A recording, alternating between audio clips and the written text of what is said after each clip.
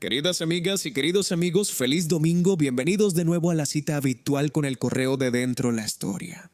Como cada mes, vuelvo a leer sus correos electrónicos más interesantes, más estimulantes y que son el complemento ideal del último episodio. La que hicimos el mes pasado en abril, que además coincidió con mi cumpleaños. Por cierto, en los comentarios de ese video me llenaron de felicitaciones, les agradezco a todos. No pude agradecerles uno por uno, me disculpo por eso, pero de todas formas les agradezco la muestra de cariño.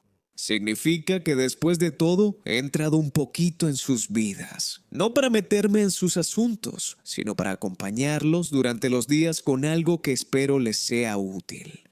De todos modos, no quiero quitarles mucho tiempo con asuntos personales como mi cumpleaños, así que pasemos a sus correos. Empecemos con Franco, que es un mico de Dentro la Historia, siempre nos escribe y esta vez nos escribe.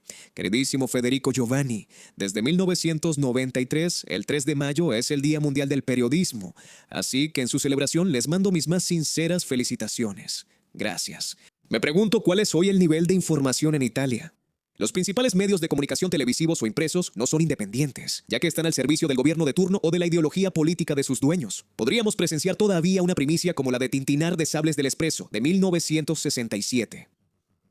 Ilaria Alpi y Giancarlo Siani son dos ejemplos altísimos de periodistas, que solo son recordados en el aniversario de su asesinato, lo cual es hipocresía en estado puro. Eso es el verdadero periodismo, no ese pseudotipo IN o los talk shows de investigación que nos muestran hoy en día. Por eso, muchísimas gracias por su seriedad y profesionalismo, que son la base del canal. Entonces, Franco, te agradezco muchísimo.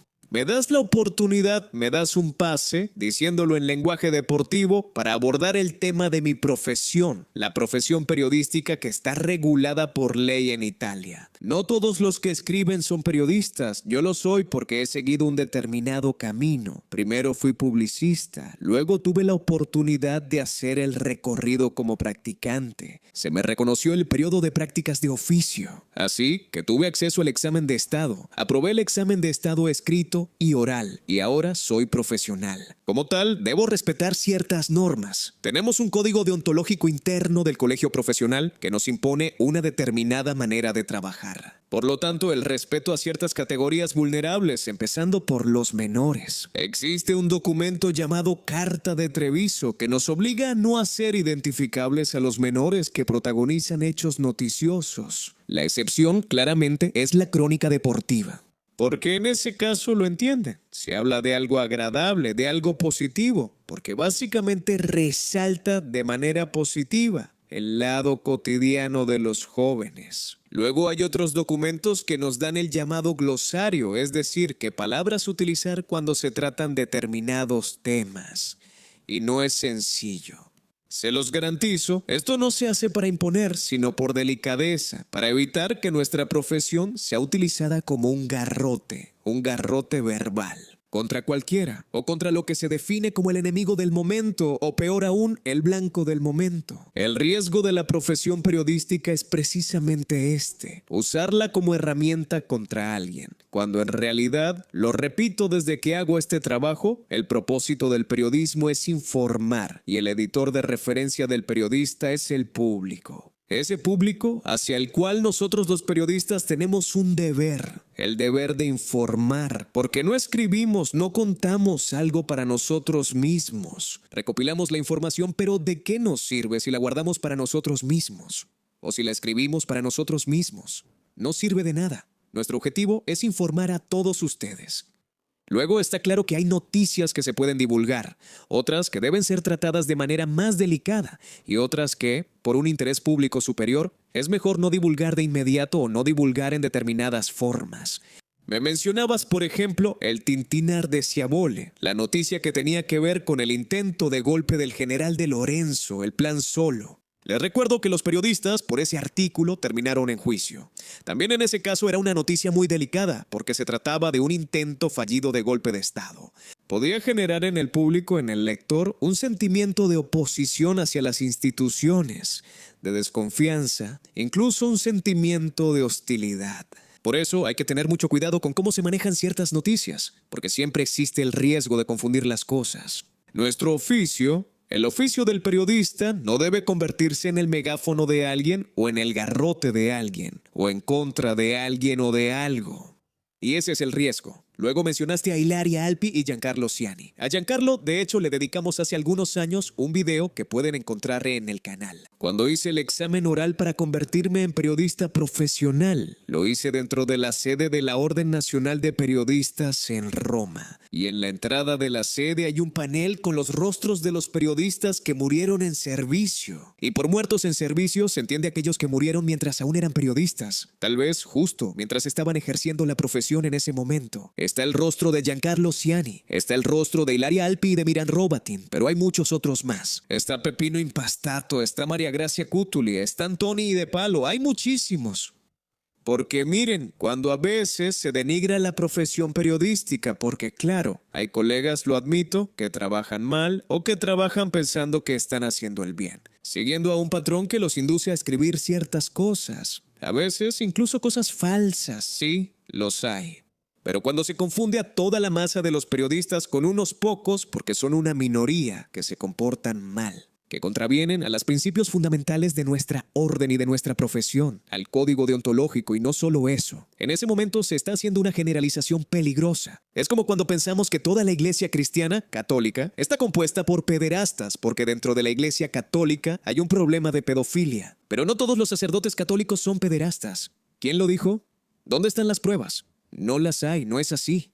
Si generalizáramos, cometeríamos un gravísimo error. Y yo soy el primero en decir que no es cierto que toda la iglesia católica esté compuesta por pederastas, para nada. Que exista un problema de pederastia, sí, está comprobado. Hay investigaciones, sentencias, así que desde ese punto de vista no se puede decir nada. Pero que todo un sistema esté compuesto por o favorezca a los pederastas, no, absolutamente no. De la misma manera, no se puede decir que todos los periodistas sean corruptos, que sean sirvientes de un patrón, sean innecesariamente sensacionalistas. Los hay. Algunos incluso, por ejemplo tú, Franco, mencionas a Leyene. Y te doy una noticia. La mayoría de los integrantes de la redacción de Leyene ni siquiera están inscritos en el colegio. Porque tú dirás, ¿y cómo es posible? Bueno, está claro que en Italia la ley establece que ciertas categorías deben estar inscritas en un colegio profesional para ejercer la profesión. Pero como existe un artículo, el artículo 21 de la Constitución que garantiza la libertad de expresión, eso significa que cualquiera, de varias formas, puede expresar lo que siente incluso, sin estar inscrito en el colegio de periodistas. La prueba son las famosas cartas al director que antes se encontraban en los periódicos. ¿Por qué se publican? Porque cada ciudadano tiene la plena facultad de escribir, de hacerse notar a través de un escrito u otro medio de expresión dirigiéndose a la gente. Porque la carta al director en realidad no está dirigida exclusivamente al director de un periódico. Está dirigida al periódico como medio de divulgación que de hecho luego la publica. De la misma manera, los blogueros, que en su gran mayoría no están inscritos en el colegio, y los miembros de ciertos programas no están inscritos en el colegio de periodistas. Por eso a veces pueden desviarse de lo que serían nuestras reglas, esas normas, las deontológicas y no solo esas. Después de todo, no están obligados a respetarlas, no forman parte del colegio.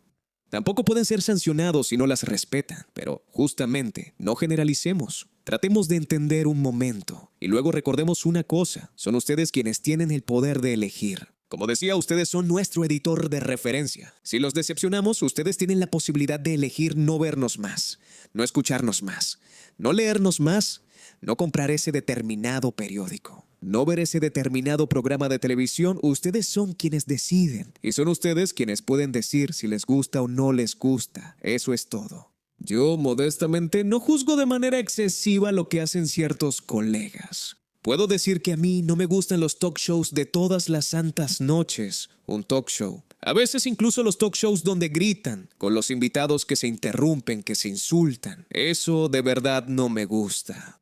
Es algo que no va con mi forma de sentir. Pero entiendo que algunos editores ven los números del Auditel. Entienden que ese tipo de programa puede gustarle a un determinado público. Y teniendo que vender publicidad para vivir y para pagar los gastos, se aprovechan de la polémica. Pero lo reitero, depende de ustedes. También les recuerdo otra cosa. En los años 20 y 30 del siglo pasado todavía no existía la televisión, pero sí existía la radio. Y la radio era una herramienta poderosísima de difusión. Una herramienta tan poderosa que los gobernantes de la época la utilizaban de manera muy diferente. Porque mientras Hitler, Mussolini y Franco gritaban en la radio, usaban un método, el de alzar la voz. De ser siempre más fuertes que los demás, incluso a nivel vocal, de exagerar con las palabras y los conceptos, para sacudir, para sorprender, incluso para aterrorizar. Ellos no ganaron. Ya no fueron ellos los que tuvieron la palabra. La última palabra la tuvieron esas democracias que en la radio no gritaban. La tuvo el rey Jorge VI del Reino Unido, que era tartamudo, ¿se acuerdan? El discurso del rey, que incluso con sus debilidades y dificultades, transmitió un sentido de seguridad a su pueblo, un sentido de consuelo. La última palabra la tuvo quien alcanzó a vivirlo, pero no llegó a presenciar la victoria por apenas unos meses. Roosevelt, Franklin Delano Roosevelt, el presidente de los Estados Unidos, que con sus charlas junto a la chimenea, también con tonos tranquilos, tranquilizaba a su nación. Primero sobre la crisis económica muy grave, luego sobre las amenazas que llegaban de Europa, de esos vientos fuertes, malvados, violentos. La tranquilidad, la calma, la atinencia, la pertinencia son elementos que nosotros los periodistas tampoco deberíamos olvidar nunca. Porque es fácil promover el grito, el sensacionalismo, la violencia. Es facilísimo, mucho más difícil hablar con voz tranquila, explicando, haciendo razonar a nuestros oyentes. Pero ¿cuál es la diferencia? Que quien hace razonar, de hecho demuestra con su propio método que otro mundo es posible, que el razonamiento y el intelecto son superiores a cualquier violencia. Y al final, la inteligencia vence sobre la fuerza bruta. De todas formas, gracias de nuevo a Franco por darme la oportunidad de hablar de este tema. Gracias a la fiesta de los periodistas que se celebró el pasado 3 de mayo, pasemos a otro correo que es de Leonardo que me escribe. Soy uno de los tantos suscriptores de tu canal. He seguido la fascinante miniserie sobre la liberación en Italia. Quería preguntar acerca de la historia de la liberación de Italia del nazifascismo. Si en el futuro harán algún video donde cuenten sobre la Operación Herring, la operación de los paracaidistas italianos detrás de la línea gótica durante los últimos días de la guerra o sobre la batalla de Monte Casale, famosa por haber sido la última batalla de la guerra de liberación entre los partisanos y los alemanes. Creo que son dos temas muy interesantes, que lamentablemente son poco conocidos, pero que hicieron una gran contribución a la liberación de Italia. Y te estaría muy agradecido si hablaran de ello en su famoso canal. Gracias por lo de famoso entonces, Leonardo. Te agradezco el correo y también las sugerencias. Claramente quisimos hacer una miniserie que siendo mini no pudiera abarcar todo. De lo contrario, no sería mini, sería una serie continua. Además, hemos ralentizado un poco la producción, ya lo dije en marzo, por algunas necesidades relacionadas con nuestra vida privada. Antes hacíamos algunos videos más al mes, ahora hemos bajado un poco la producción de videos mensuales, pasamos de 9 a 6. Está claro que no podíamos hablar de todo. Sin embargo, tanto la Operación Herring, que es un episodio muy particular, como la batalla de Monte Casale. Pero también hay otras en las que los partisanos desafiaron abiertamente a las tropas alemanas. Son episodios que merecen ser contados. Por lo tanto, tomo nota de las sugerencias y se lo digo a todos. Si tienen sugerencias. Algo que les gustaría que se tratara y aún no se ha tratado. Porque a veces me escriben y me dicen que hable de un tema en particular. Y el video ya existe, tengo que darles las gracias, pero el video ya está en el canal. Quizás no se han dado cuenta, también porque efectivamente el canal tiene cientos y cientos de videos. Puedo darme cuenta de que es un poco difícil encontrarlos todos. Entonces, si de todos modos tienen sugerencias para temas que aún no se han tratado, con mucho gusto, pero escriban. A mí me da gusto, es algo que me resulta útil antes que nada porque me motiva. Quizá voy a buscar algunos documentos que tenía o libros que tengo en la biblioteca en algún lugar que había comprado hace tiempo. Los había empezado, luego los dejé ahí porque tenía otras cosas que hacer. A mí me da gusto, así que no se preocupen, ustedes escriban de todos modos. Gracias de nuevo a Leonardo, tomo tus sugerencias y las consideraré para las próximas programaciones. También porque nosotros en Dentro la Historia calendarizamos, preparamos el programa mes con mes. Luego, por supuesto, puede salir un video de última hora si hay un evento particular que lo requiere, pero generalmente preparamos mes con mes. Te puedo decir, por ejemplo, que la programación de junio prácticamente ya está lista. Luego haremos la de julio y la de agosto. Gracias de nuevo. Concluyo con un último correo que me llega de Marco y Marco me escribe: bueno, salto la parte inicial porque si no son los mismos cumplidos de siempre, me escribe. Querido Federico, la pregunta que quiero hacerte es algo que muchos se preguntan, pero pocos a veces tienen el valor de preguntar. Bonita expresión. Esta me gustó. La pregunta es, ¿pero Italia es realmente una democracia?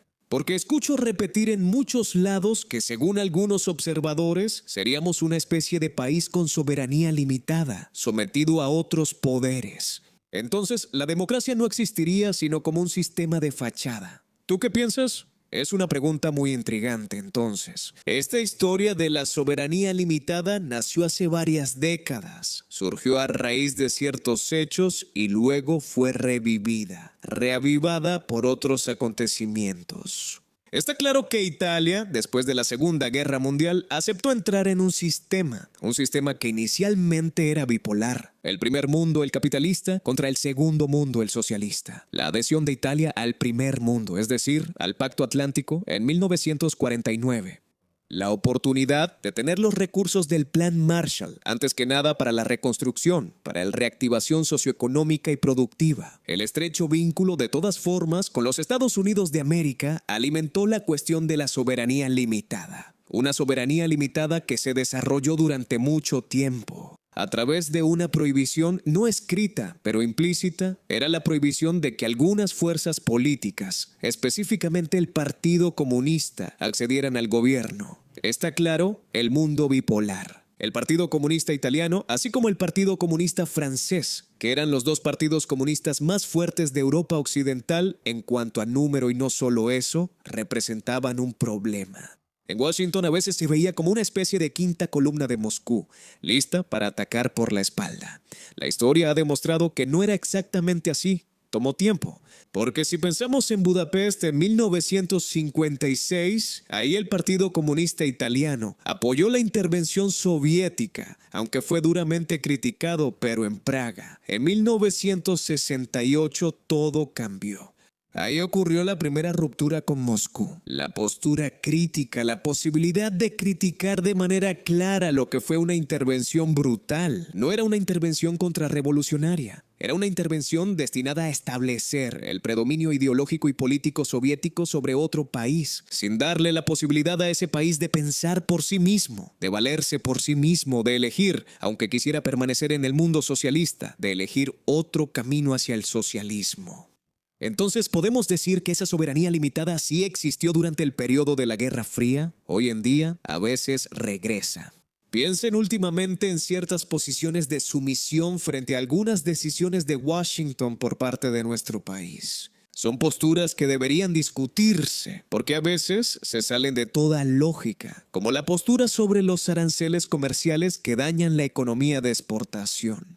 Nuestro país no es un país productor. Es un país que exporta productos elaborados y semielaborados. Entonces importa las materias primas y las transforma, pero no las transforma solo para el mercado interno. Las transforma también y sobre todo para la exportación. Entonces significa que aceptar el sistema de aranceles es cortar las alas a nuestra industria productiva, que por supuesto no paga directamente el arancel. El arancel lo paga quien importa, no quien exporta, pero ve contraerse el mercado porque el producto cuesta más. Es muy sencillo, estas posiciones pueden verse como una soberanía limitada, pero yo también añado otro tipo de soberanía limitada que a veces molesta un poco. Él me lo dijo. La soberanía limitada es cuando también se acepta la injerencia de otros en la formación de las leyes. Entonces, tengo que pensar en la ley del divorcio y en el referéndum abrogativo relacionado que fracasó a principios de los años 70, la ley sobre el aborto, y también aquí otro referéndum que también fue rechazado. ¿Qué más hay? La procreación asistida, el matrimonio entre personas del mismo sexo. En este caso, la injerencia viene desde el Vaticano, pero para algunos está bien, es aceptable. ¿Por qué motivo? Fe religiosa. Pero si se acepta esto, entonces también se debería aceptar otro tipo de injerencia contraria, tal vez de otras fes religiosas. ¿Está a favor de esos temas o está a favor de otros temas que están en contraste con la moral religiosa de esa confesión? También aquí estamos un poco en un ámbito difícil, de equilibrios complejos que no siempre son aceptados o que a veces se imponen como si fueran naturales. Pero siempre es una cuestión de soberanía, teóricamente limitada. Si un Estado no es libre de legislar sin que otro sujeto externo o radicalmente interno, aunque esté desvinculado de los sistemas del Estado, intervenga, entonces entienden que la soberanía no es realmente tan libre. Diría que el mejor ejemplo es el de Francia. La Francia que bajo De Gaulle tomó distancia del Pacto Atlántico, sobre todo de Washington, permaneciendo militarmente dentro de un sistema de la OTAN, pero políticamente tomando distancia y adoptando un concepto de laicidad que permite discutir temas incluso de bioética, sin tener la injerencia constante y a veces también opresiva de ciertas jerarquías eclesiásticas. ¿Lograremos alguna vez nosotros como Italia tener el valor de hacer como nuestros primos del otro lado de los Alpes? Me lo pregunto y también se los pregunto a ustedes. ¿Tendrían el valor de hacer lo que hicieron los franceses? ¿Tendrían el valor de renunciar a ciertas injerencias, a ciertas posiciones, a ciertos consejos, a veces sutiles pero insistentes? Piénsenlo, si quieren decírmelo, escríbanme, les recuerdo mis contactos. fbetusi@dentrolastoria.net y nos vemos en el próximo episodio de La Casilla de Dentro de la Historia. Así que recuerden, cuando me escriban, en el asunto del correo pongan la posta di DLS o DLS posta para que yo pueda seleccionar sus correos. Una vez más, que tengan un buen domingo todas y todos y nos escuchamos pronto.